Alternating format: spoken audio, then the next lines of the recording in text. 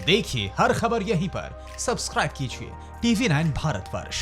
गौरव भाटिया, उनका क्या कसूर जो गांव में रह रहे हैं, जिनको संक्रमण आज मिल रहा है, जो आरोप लगा रहे हैं, जो सवाल उठा रहे हैं, बल्कि और इससे पहले जो सेशन था उसमें तेजस्वी यादव भी हमारे साथ जुड़े हुए थे, मेरे सहयोगी समीर उनसे बात कर रहे थे और तेजस्वी यादव ने भी कहा कि 2 दिन का सफर 9 दिन में हो रहा है, 40 से ज्यादा ट्रेनें रास्ते भटक गई हैं।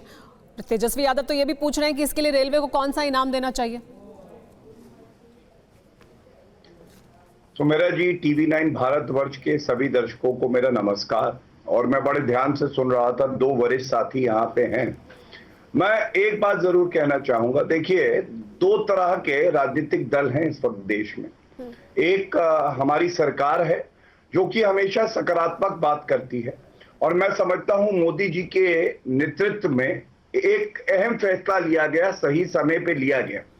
उसका ये कम से कम लाभ हुआ कि आप किसी भी अगर देश से तुलना करें तो भारत के मामले जनसंख्या के अनुपात में बहुत कम है और ये इसलिए संभव है क्योंकि लॉकडाउन का पालन बिल्कुल सख्ती से किया गया।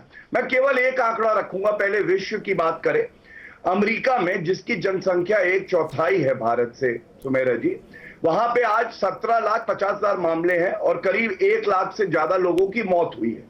भारत में 1,58,000 मामले आए हैं और दुखद मौतें हैं करीब 4200-4300। तो इससे साफ हो जाता है कि जो हमारी नीति है, सही समय पे लॉकडाउन, मजबूत एक निर्णय, उसकी वजह से हमने लोगों की जानें बचाई हैं जी।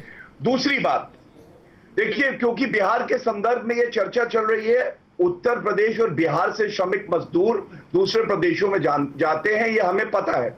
लेकिन आप देखिए कि कितने अच्छे से भारतीय रेलवे ने श्रमिक ट्रेनें चलाई और ये चर्चा जब हम कर रहे हैं तो करीब 3300 ट्रेनें, श्रमिक ट्रेन चली, जिसमें करीब 45 से 46 लाख। गौरव भाटिया जी, ये आंकड़े तो हम लगातार दे रहे हैं। जो सवाल है वो प्रमोद तिवारी जी का भी या इससे पहले तेजस्वी जो आरोप लगा रहे हैं, हाँ, उसका भी जवाब अगर आप दे दें इसमें। जी बोलिए। मैं बिल्कुल दूंगा, मैं उसका भी जवाब दूंगा जी। देखिए, आरोप लगाना सुमेरा जी हमेशा बड़ा आसान होता है, बहुत आसान होता है। सकारात्मक बात करना और अपनी जिम्मेदारी का निर्वहन करना लोकतंत्र में बड़ा ही मुश्किल होता है और वही मोदी जी की सरकार, एनडीए ने और भाजपा शासित जितने प्रदेश हैं या जेडीयू है, नीतीश कुमार जी हैं, उन्होंने किया है।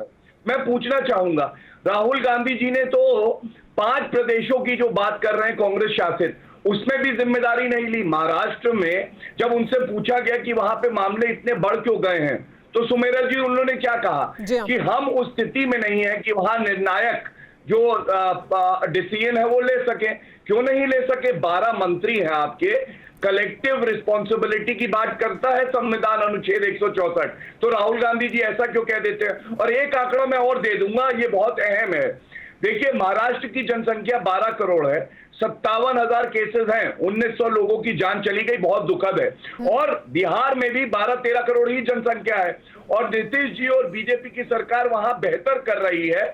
वहां जो अभी पूरे केसेस हैं 3000 हैं, वहां जो दुखद मौत हुई है 15 लोगों की हुई है। क्या आप तुलना कर सकते हैं दोनों की? श्रमिक ट्रेनों का भी जो लाभ उठाया है, एक मिनट सुमेरा जी, मैंने बहुत देर इंतजार किया, मुझे थोड़ा समय दे दीजिए, मैं अपनी बात रख लूं, फिर आप प्रश्न पूछ लीजिएगा प्रमोद तिवारी जी। धन्यवाद।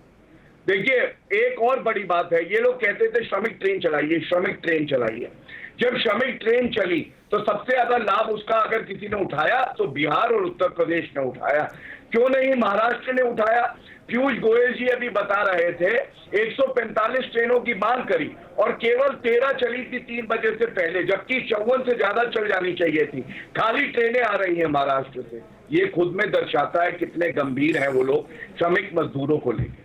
ठीक है, गौरव भाटिया जी ने कई सवालों के जवाब दिए। वापस कुछ और अगर इससे जुड़े हुए सवाल होंगे तो मैं वापस लेकर आऊंगी, क्योंकि बहुत से ऐसे दृश्य भी हमने देखे, तस्वीरें देखी। कल खासतौर पर एक तस्वीर जो सामने आई वो वाकई हर किसी के दिल को झकझोर देगी कि एक मासूम बच्चा कैसे अपनी माँ के शव पर से चादर हटाता हुआ दिखाई दिया। लेकिन अब्दुल बारी से देखी जी, क्या आप नकारात्मक राजनीति कर रहे हैं और क्या सिर्फ आप राजनीतिक रोटियां सेकने के लिए बयानबाजी कर रहे हैं? क्योंकि गौरव भाटिया कह रहे हैं वो तो सकारात्मक राजनीति कर रहे हैं, बिहार सरकार अच्छा काम कर रही है, आंकड़े तो यही बता रहे हैं, बाकी प्रदेशों की संख्या में बिहार में बहुत कम है संक्रमण, तो फिर क्या राजनीति के लिए ये तमाम बयानबाजी है? अब्दुल बारी सिद्दीकी जी।